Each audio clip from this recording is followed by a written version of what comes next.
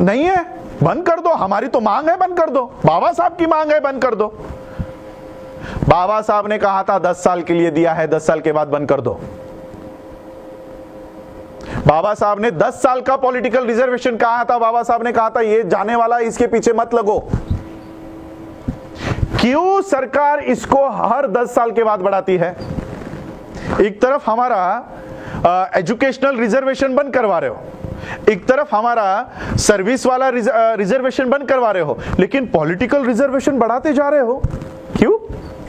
क्योंकि सर्विस में रिजर्वेशन मिलने के बाद, एजुकेशन में रिजर्वेशन मिलने के बाद बाबा साहब के सिपाही पैदा होते हैं, बाबा साहब के विचारधारा वाले लोग तैयार होते हैं, लेकिन पॉलिटिकल रिजर्वेशन कंटिन्यू करने के बाद दलाल पैदा होते हैं। इसलिए इनको दलाल चाहिए, आपका सिपाही नहीं चाहिए। इसलिए पॉलिटिकल रिजर्वेशन हर 10 साल के बाद, अभी 6 महीने पहले इन्होंने कंटिन्यू किया है वापस 10 साल के लिए।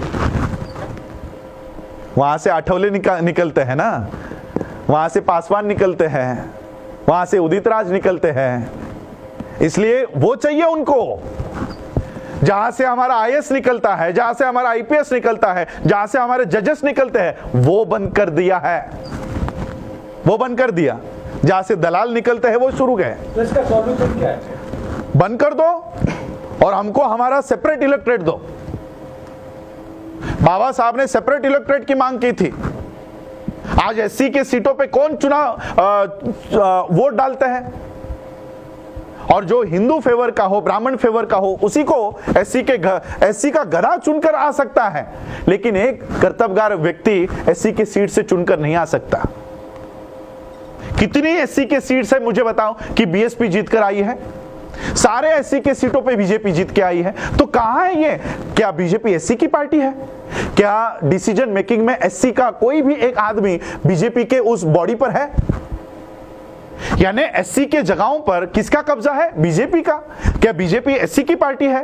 क्या कांग्रेस एससी की पार्टी है? एससी की पार्टी कौन है? बीएसपी है। तो बीएसपी को एससी की जगह पर भी आप चुनकर नहीं आने देते, तो यानी जो हमारा था वो भी आपने ले लिया। बीएसपी हमारी पार्टी है, वहां से तो एससी के कैंडिडेट्स को चुनकर आने देना चाहिए था, वहां से भी बीएसपी को निकाल दिया। तो कहां रहा रिजर्वेशन?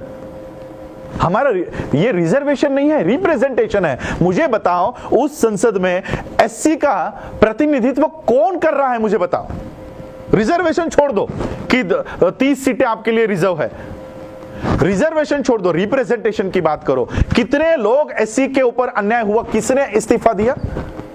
प्रतिनिधि कौन है हमारा प्रतिनिधि? अगर हमको प्रतिनिधि रास्तों के ऊपर ही चुनना है, देखो मैं आज आप लोगों के माध्यम से इस देश के प्रधानमंत्री को चेतावनी देना चाहता हूं। मैं अपने शब्दों को पूरी तरह से होश हवास में इस्तेमाल कर रहा हूं।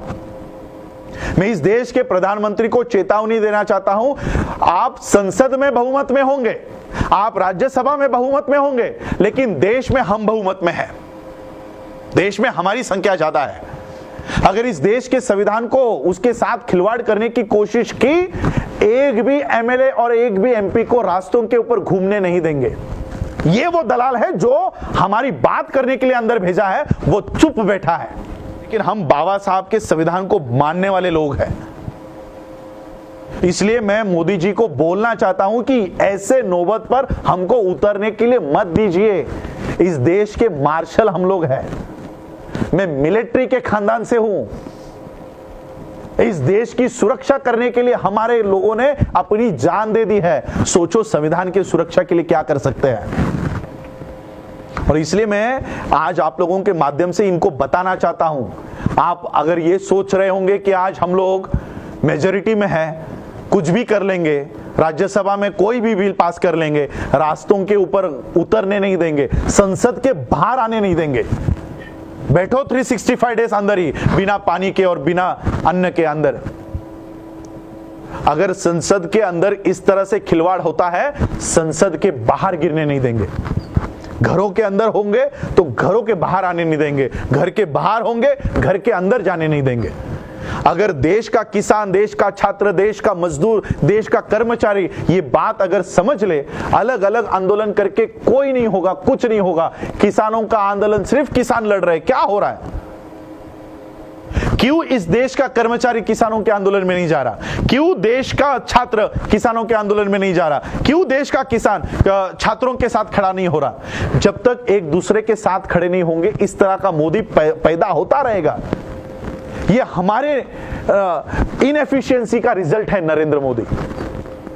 हम लोगों ने विश्वास रख के आंख बंद करके सोचा कि ये लोग कुछ अच्छा करेंगे, इसलिए इनको इनके हाथ में सत्ता दे दी। इस गलत फहमी का नतीजा ये लोग हैं, और इसलिए हम लोगों को एक होकर किसान, छात्र, कर्मचारी, ये अलग अलग नहीं, अब देश के लोग, we the people of India, हम भारत के लोग, इस बैनर के नीचे हमको एक होना होगा। एससी, एसटी, ओबीसी और किसानों को तो मैं पहला बताना चाहता हूं कि किसानों के जितने भी रिप्रेजेंटेटिव आप लोगों ने भेजे हैं, आपको मोदी को सवाल नहीं पूछना है मोदी कौन होता है।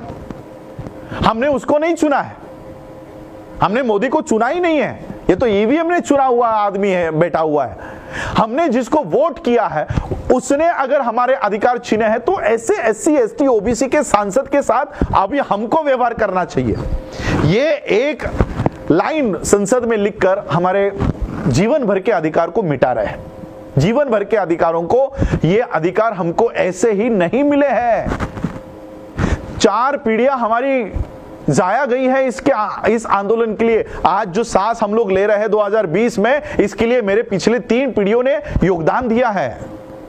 अगर आज हमने ये नहीं बचाया तो हमारे अगले पीढ़ियों को ना तो नौकरियां रहेंगी, ना तो एजुकेशन रहेगा, और ना ही सेफ्टी रहेगी। बाबा साहब इनको सांसद नहीं कहते, बाबा साहब इनको एजेंट कहते हैं कि ऐसे लोगों को वहां पर बिठाया दिया गया है जो आज एससी के ऊपर अत्याचार भी हो ना तो उसके ऊपर आवाज तक नहीं उठाते। ये सिर्फ पार्टी के इशारों के ऊपर काम करते हैं। मोदी ने वहां से आंखें ऊंची कर दी तो यहां पर ये चुप हो जाते हैं। ये ऐसे लोग अंदर बैठे हुए हैं।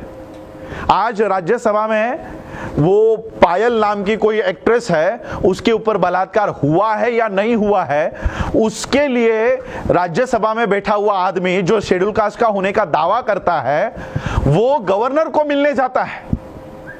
वो लड़की जिंदा है। आज पायल, हमारी मनीषा की हत्या हो जाती है, गैंगरेप हो जाता है, उसकी बॉडी को जलाया जाता है। क्यों? इस गवर्नर को मिलने की आप में हिम्मत नहीं है?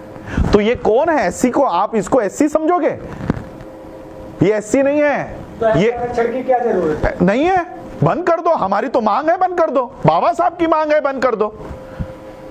बाबा साहब ने कहा था 10 साल के लिए दिया है, 10 साल के बाद बंद कर दो।